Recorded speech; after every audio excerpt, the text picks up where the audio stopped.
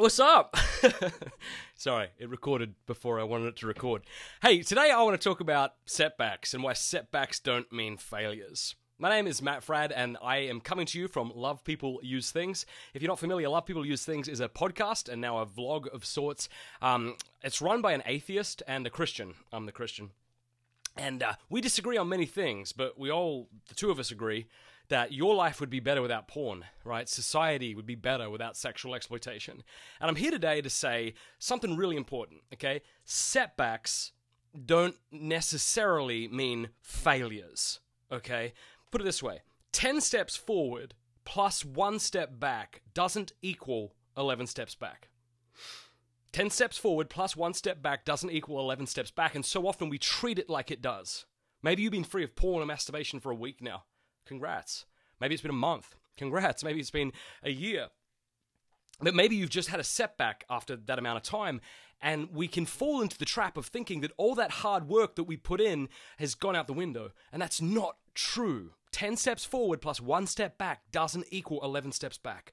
When we try to resist temptation, and when we do it successfully, even sometimes unsuccessfully, we're growing in virtue.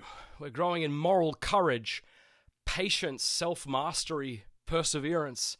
And when we have a setback, it doesn't mean we've completely failed. So I just want to say, if you've had a setback, get up, man or woman, and keep walking forward. This fight is worth the fight. It's not an all or nothing battle, okay?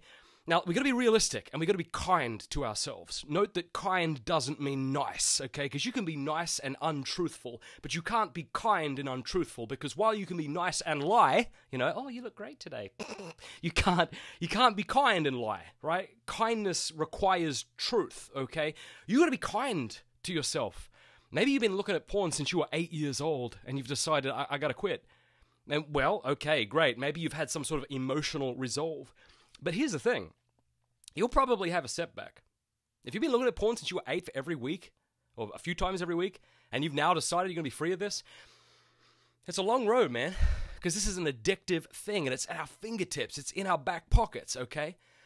That isn't an excuse to go ahead and fall. It's just an encouragement to be kind to yourself, okay? Speak to yourself the way you would speak to a friend. Okay, suppose you knew a friend who was trying to be free of this stuff, and then they fell, and they called you, and they said, help me, I just had a fall.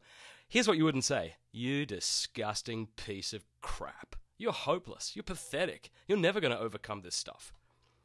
If you said that, you're a horrible friend, right? But we say that to ourselves. Stop shaming yourself. Shaming doesn't help, okay? Why do we look at porn anyway? Why do we go to porn? Let me tell you why.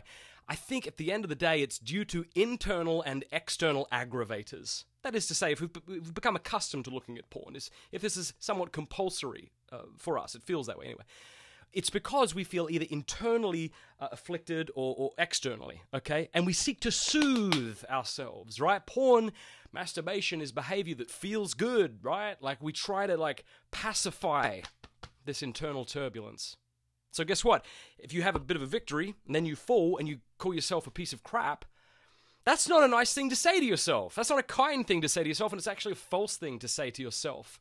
So you're now creating this internal turbulence, this internal aggravation, and guess what you'll end up doing? Turning to that thing that you so often have turned to in order to soothe yourself.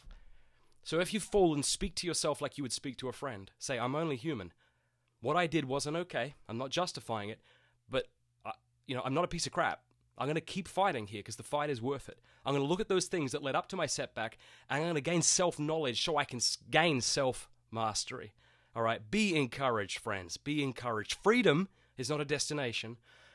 Freedom's one day at a time, made by moment decisions. Hey, do you like this shirt? Love People Use Things. Isn't that the bomb? So you might not know this, as I said earlier, we have a podcast called Love People Use Things. Go to lovepeopleuseThings.fm.